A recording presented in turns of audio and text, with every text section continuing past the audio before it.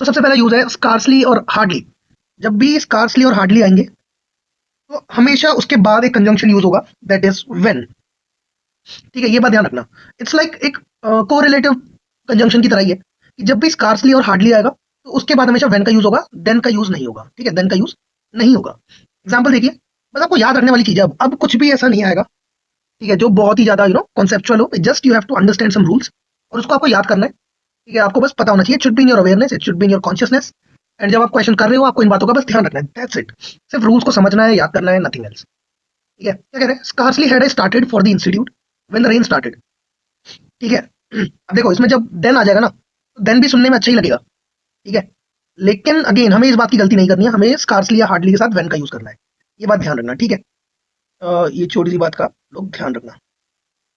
तो मतलब क्या हुआ? Scarcely had I started for the institute. अच्छा देखो, इसमें जो है ना, हैड आई स्टार्टेड, ये इस तरीके से बनता है। ये आई हैड स्टार्टेड होगा तो वो गलत हो जाएगा। तो इसमें भी एरर आ सकता है कभी कभार। हैड आई स्टार्टेड या आई हैड स्टार्टेड या आई स्टार्टेड ऐसे करके दे देगा। तो आपको हैड आई स्टार्टेड करके ही बनाना है।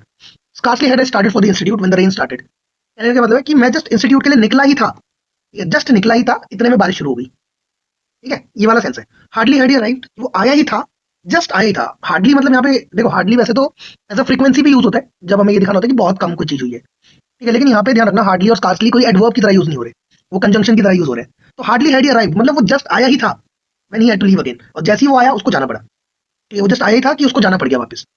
ठीक है, तो इन दैट केस हम हार्डली और स्कार्सली के साथ व्हेन का यूज करते हैं एज अ कोरिलेटिव कंजंक्शन। ठीक है, ऐसे ही सिमिलरली जब भी नो सूनर का यूज होगा तो नो सूनर के साथ देन का यूज होगा, टी एच ए एन वाला देन, ना कि वेन, और ना ही then T H E N वाला देन, दोनों ही यूज नहीं होंगे। ठीक है, देन यूज होगा, ध्यान रखना। ठीक है, नो सूनर देन, ठीक है, और स्कार्सली वेन, स्कार्सली या हार्डली इन दोनों के साथ आएगा वेन। ठीक है, कोरिलेटिव है, आपको बस की याद रखना है। नो सून, और देखो फॉर्मेशन सेम ही है। और नो सूनर का थोड़ा थोड़ा सेंस है एज सुन एज वाला। No sooner had I started then the rain started, जैसे ही उसने शुरू करा बारिश शुरू हो गई। No sooner did he arrive then he had to leave, वो जैसे ही आया उसको जाना पड़ गया। ठीक है, तो नो सूनर में देन, स्कार्सली और हार्डली में वेन। सिंपल सी बात है, रट लेना, nothing to tell about it. उसके बाद ये ध्यान रखना, जब भी कंजंक्शन दो और ऑल दो स्टार्ट हुए, ठीक है, मैंने तुम्हें बताया था, जब भी दो और ऑल दो यूज हुए, ठीक है, तो उसके बाद अगर हम कोरिलेटिव कोई कंजंक्शन यूज कर रहे हैं या एक ऐसा क्लॉज यूज हो रहा है उसके बाद जो उसका कॉन्ट्रास्टिंग मीनिंग शो कर रहा है या उसका ऑपोजिट में मीनिंग शो कर रहा है, तो हम येट का यूज करते हैं। ठीक है, ध्यान रखना एक बात। ठीक है, दो he worked hard yet he could not top the class.